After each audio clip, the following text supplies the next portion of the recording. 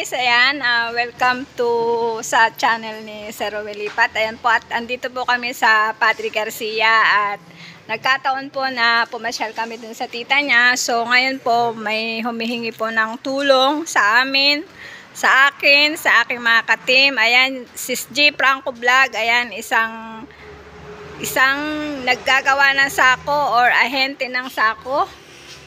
Yan, eto si Kuya. Kuya, anong pangalan mo? Rafael Aguila po. Ha? Rafael Aguila. Rafael Aguila. Ilang taong ka na? 45 years po.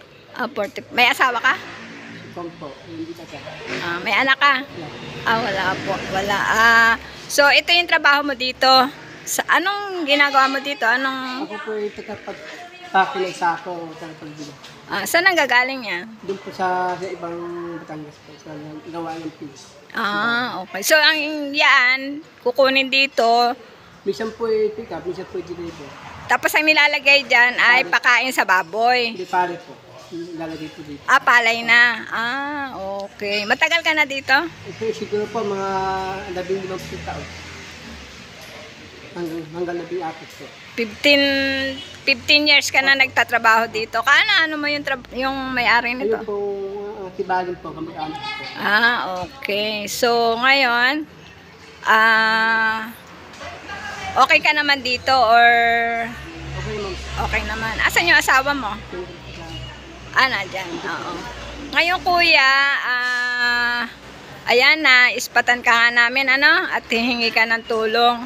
Ano yung gusto mong maitutulong namin para sa'yo? Gusto ko po makakonsuan basta mawala po sa... Yung ako po may bataw, kidney. Sa kidney. Gusto mong maipagamot. Ilang taon na yung nararamdaman mo? Gusto po ay mag-isang taon po ngayon July. Isang taon ngayon July. Parang po July 29 po nangyari sa akin. Ibig ko sabihin, nakapagpa-check up ka na. So, niresitahan ka ng gamot. Iniinom mo yun ngayon. O ongoing pa yung pag-inom mo ng gamot.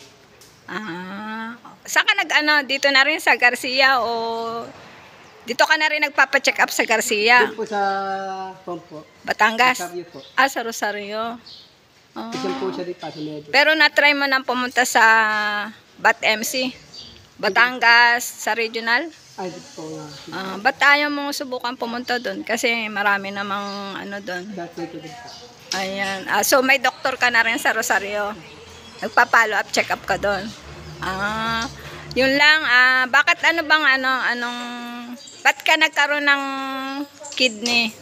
Ay, siguro po sa mga kinakain ko po. Mahilig ka sa maaalat. Opo. May isang pedo, may isang pedo. So ngayon, iniiwasan mo na yan.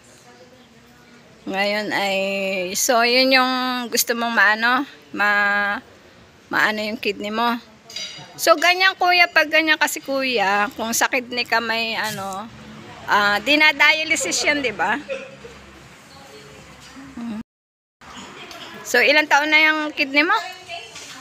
Mag-isang taon na po ngayon July. Isang taon ngayon July. Di ituloy mo lang yung gamutan, baka maaagapan pa yan para hindi ka na umano sa yung inaano. Kasi meron din kasi kami naging beneficiary na transplant naman yun. So marami rin, bago na transplant yun, marami rin namang ginawa sa kanya, dialysis, bata, 17 years old. Ayan, at yun nga, ngayon, mabibigyan ka namin ng kaunting tulong para pambili ng gamot, at yun pero masusundan pa. Pag napapunta uli ako dito, yun, baka sakaling mapaabutan ko ulit ng tulong galing sa Team Roel Lipat. Ayan, at panawagan ka sa yung mga OFW na mamabait, kung ano yung gusto mo na para may pampagamot ka, manawagan ka.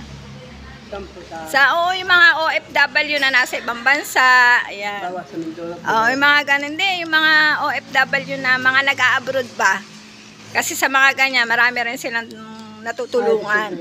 Parang hihingi ka ng tulong, ganun. Sa lahat po ng... Ayan po si Kuya. Ano pala mo? Rafael Aguila. Si Kuya Rafael po, ayan, sa mga OFW po na may magagandang kalooban, na mababait, na sobra-sobra naman po yung kinikita nyo. Ito po si Kuya, nangangailangan po na kaunting tulong kahit po pambili ng gamot. Ayan, at kontakin lang po nyo ako, Percy Rabano, sa aking FB account. At mag-message lang po kayo sa akin at para kung may bibigay kayo, makakarating po kay Kuya. Ito Kuya, kaunting tulong. At ito naman ay masusundan pa. Ayan, pambili mo ng gamot. At yan ay nagmula sa Team Ruwilipat. Ayan, magpasalamat ka na. Salamat po. Salamatan mo yung Team Ruwilipat na nagbigay sa iyo ng paunang tulong. Maraming po salamat sa... Ayan Kuya, hangad namin ang iyong paggaling ha. Ayan, at pag may pagkakataon, babalikan ulit kita dito. Sige. Marami pong salamat sa mga makakapanood po ng video na ito. Ayan, pa-like and share na lang po. At si Kuya po ay marami pa pong tumulong. Bye-bye po!